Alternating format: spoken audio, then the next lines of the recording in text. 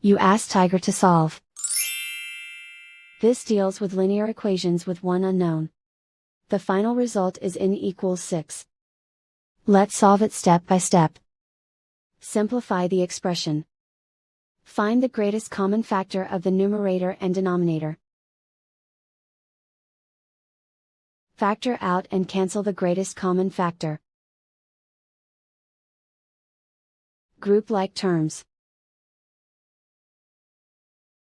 Simplify the arithmetic.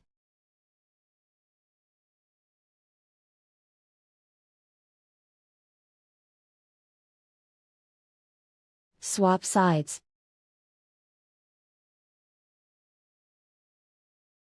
And so the final result is n equals 6.